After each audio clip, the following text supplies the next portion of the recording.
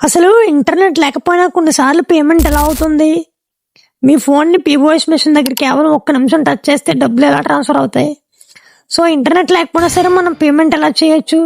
అసలు ఎన్ఎఫ్‌సి అంటే ఏంటి? ఎన్ఎఫ్‌సి ఎలా వర్క్ అవుతుంది? ఇది ఎవరికి యూజ్ అవుతుంది? అసలు ఎన్ఎఫ్‌సి మన ఫోన్‌లో ఉందో లేదో ఎలా చెక్ చేసుకోవాలి? రండి ఈ వీడియోలో వీటి గురించి మాట్లాడుకుందాం. Welcome to Shiva tech official. మీరు చూస్తున్నారు Shiva tech official YouTube channel. ఇలాంటి ఇంట్రెస్టింగ్ వీడియోస్ కోసం మన ఛానల్ అయితే సబ్స్క్రైబ్ చేయండి. ఇంకా వీడియోలోకి వెళ్తే కనుక అసలు ఎన్ఎఫ్సి ఎలా వర్క్ అవుతుందో ఈ వీడియోలో చాలా సింపుల్గా అర్థమయ్యేటట్టు మీకైతే నేనైతే ఎక్స్ప్లెయిన్ చేయడానికి అయితే ట్రై చేస్తాను. వీడియో చివరి వరకు అయితే చూడండి, ఎక్కడ కూడా మిస్ అవ్వద్దు. ఫస్ట్ ఆఫ్ ఆల్ మనకు అసలు ఎన్ఎఫ్సి అంటే ఏంటి? దీన్ని మన ఇంగ్లీష్లో నియర్ ఫీల్డ్ కమ్యూనికేషన్ అంటారు. ఇది మనకి 2 డివైసెస్లో వర్క్ అవుతుంది అండ్ ఆల్సో ఇది వైర్లెస్గా కూడా వర్క్ అవుతుంది అనమాట. ఏవైతే 2 డివైసెస్లు 4 సెంటీమీటర్స్ లోపు అయితే వచ్చాయో ఇందులో ఉన్న డేటాను ఒకటినొకటి ఎక్స్చేంజ్ చేసుకొని మనకి బ్లూటూత్ టైప్ లాగే మనకి పేరు చేయాల్సిన అవసరం లేకుండా అండ్ వైఫై లాగే పాస్వర్డ్ కూడా అవసరం లేదు. కేవలం 4 సెంటీమీటర్స్ లోపల ఈ డివైసెస్ ఉంటే కనుక చాలు. సో దీన్నే మనకి ట్యాప్ అండ్ పే అని కూడా అంటారనమాట. సో మీరు ఇక్కడ ఈ విజువల్స్లో చూస్తున్నట్టే మన దగ్గర ఫోన్లోనే మనకి ఇప్పుడు మీడియాటెక్ అండ్ డైమెన్సిటీ ప్రాసెసర్ అయితే ఎలా అయితే ఉంటుందో మన ఫోన్లో ఎన్ఎఫ్సి అనే చిప్ కూడా ఉంటుందన్నమాట. సో సేమ్ ఇదే టెక్నాలజీలో కూడా పీఓఎస్ మిషన్లో కూడా ఎన్ఎఫ్సి చిప్ అనేది ఉంటుంది. సో ఎప్పుడైతే మనకి 2 డివైస్ కూడా ఒకదానొకటి దగ్గరికి అయితే రావడం జరుగుతుందో అందులో మ్యాగ్నెటిక్ పవర్ అయితే ఇక్కడ ఇందులో వర్క్ అవుతుంది అనమాట. సో దీనికి మనకి ఎటువంటి ఇంటర్నెట్ లేకపోయినా అండ్ యూపీఐ పిన్ ఎంటర్ చేయకున్నా సరే మనకైతే ఇది చాలా ఈజీగా వర్క్ అవుతుంది. సో మీకు ఒక డౌట్ రావచ్చు, ఎలా చేస్తే బ్యాంక్ అకౌంట్ హ్యాక్ అవుతుందేమో, సో మన డబ్బులు చాలా వరకు మనం ఖర్చు పెట్టిన దానికంటే ఎక్కువగా మనం చేయాల్సి ఉంటుందేమో అనేసి ఉంటుంది. సో అలాంటి అపోహలు ఏమి ఈ వీడియోలో అయితే మీరు పెట్టుకోక్కర్లేదు, ఎందుకంటే ఇది చాలా సెక్యూర్ అనమాట. ఇప్పుడైతే మనం ఈ ఫోన్పే, పేటిఎం, యూపీఐ యాప్స్ ఎలా అయితే యూజ్ చేస్తున్నామో ఈ ఎన్ఎఫ్సి అనేది కూడా సేమ్ అలానే వర్క్ అవుతుంది అనమాట.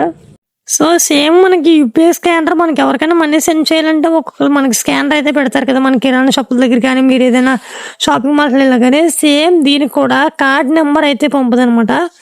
ఒక సెక్యూర్ టోకెన్ అయితే ఉంటుంది. ఆ టోకెన్ నెంబర్లోనే మనకి అమౌంట్ అయితే తీసుకుంటుంది అనమాట. పూర్తిగా మన డీటెయిల్స్ కానీ మనకు కార్డు పూర్తి నెంబర్ కానీ మనకి ఎక్కడ ఎవరికి షేర్ చేయగలదు.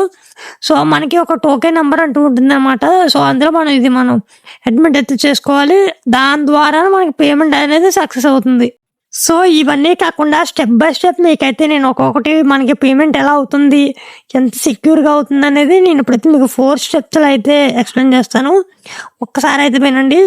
సో స్టెప్ 1 వచ్చి మన ఫోన్ అన్లాక్ చేసి గూగుల్ పేలోకి వెళ్ళి లేదా సామ్సంగ్ వాలెట్ ఓపెన్ చేయాలన్నమాట. ఓపెన్ చేసిన తర్వాత స్టెప్ 3 వచ్చి ఫోన్ని పీఓఎస్ మెషిన్ దగ్గరికి టచ్ అయితే చేయాలి. దీంట్లో కార్డు ఎలా యాడ్ చేసుకోవాలి అనేది మీకు ఒక కావాలంటే కనుక నెక్స్ట్ వీడియోని కామెంట్ చేయండి, నేనైతే నెక్స్ట్ వీడియోతో ట్రై చేస్తాను చేయడానికి.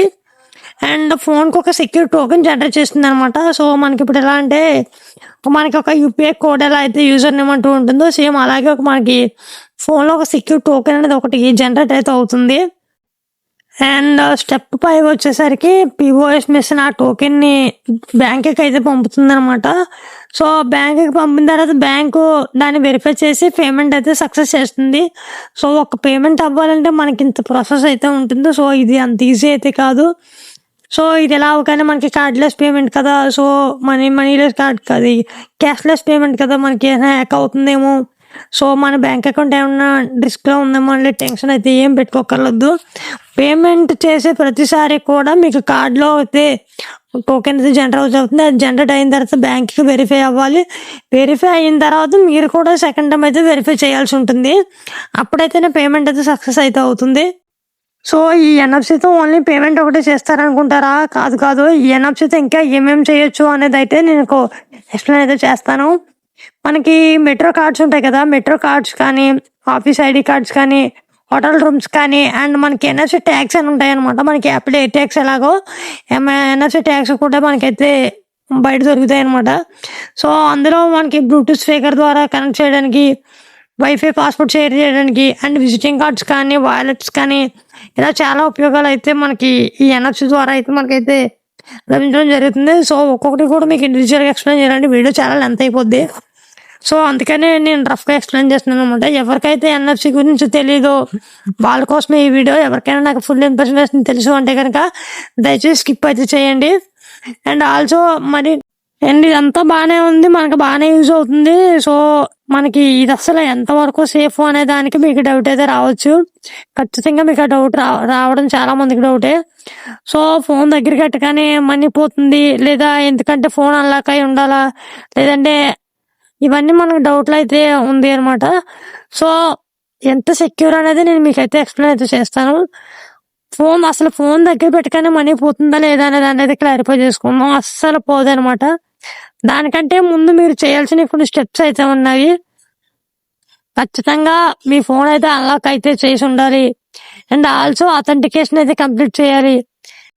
అండ్ ఆల్సో థర్డ్ స్టెప్ వచ్చి ఫింగర్ ప్రింట్ కానీ ఫేస్ లాక్ కానీ ఖచ్చితంగా అయితే మీరైతే ఓపెన్ చేసి ఉండాలన్నమాట. ఈ సెక్యూరిటీ ఫీచర్స్ అన్ని మీరు దాటిన తర్వాత ఇంకా 2 స్టెప్స్ అయితే ఉన్నాయన్నమాట. మీకు పేమెంట్ సక్సెస్ అవ్వడానికి ఇంకో 2 స్టెప్స్ అయితే ఉన్నాయన్నమాట. అదేంటంటే టోకెన్ మాత్రమే షేర్ అవుతుంది.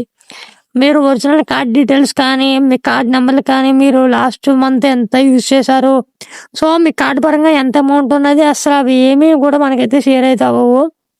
ఓన్లీ మనకి ఎక్కడైతే కార్డులో మనకి 1 2 3 4 అనే ఎగ్జాంపుల్గా ఒక టోకెన్ అయితే జనరేట్ అయిందో ఆ టోకెన్ మాత్రమే బయటకైతే వెళ్తుంది అనమాట. ఎటువంటి ఒరిజినల్ డీటెయిల్స్ కానీ ఏ నెంబర్స్ కానీ బయటకైతే వెళ్ళవు. సో అందుకే ఎన్ఎఫ్సి పేమెంట్స్ అనేది చాలా సెక్యూర్గా పరిగణిస్తారు అనమాట. సో ఎయిర్పోర్ట్లో కానీ మెట్రో కార్డ్స్ కానీ అండ్ షాపింగ్ మాల్స్లో కానీ ఎక్కడైనా సరే ట్యాప్ అండ్ పే అనేది చాలా ఈజీ అనమాట. సో అసలైన బిగ్ ఫ్యాక్టర్ అయితే మనం అయితే ఇప్పుడు ఈ స్టెప్లో చూద్దాం. సో అంతా బాగానే ఉంది, ఇది మనకి యూజ్ అయ్యేలా ఉంది, టైం వేస్ట్ అవ్వదు. కానీ మన ఫోన్లో ఎన్ఎఫ్సి ఉందా లేదా అనేది ఎలా చెక్ చేసుకోవాలి, అసలు మన ఫోన్ ఎన్ఎఫ్సికి సపోర్ట్ చేస్తుందా లేదా అనేది ఎలా చెక్ చేసుకోవాలి, సో రండి ఇప్పుడు తెలుసుకుందాం. So first of all settings అయితే ఓపెన్ చేయండి. సెట్టింగ్స్ ఓపెన్ చేసిన తర్వాత మన సెర్చ్ బార్ లో ఎన్ఎఫ్సి అని టైప్ చేయండి, లేదా కనెక్షన్ టు ఎన్ఎఫ్సి అని ఉంటుంది. ఆప్షన్ ఉంటే మీ ఫోన్ లో ఎన్ఎఫ్సి సపోర్ట్ చేస్తుందని అర్థం, లేదంటే ఎన్ఎఫ్సికి సపోర్ట్ అయితే చేయదు.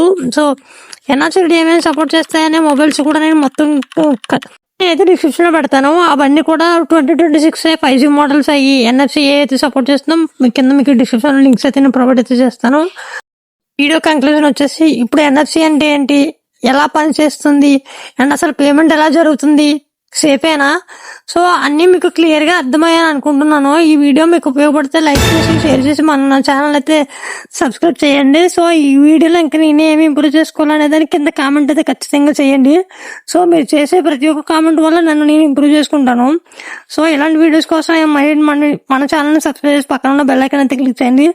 సో నెక్స్ట్ వీడియోలో మళ్ళీ కలుద్దాం. అంతవరకు సెలవు, bye bye now. Thank you so much.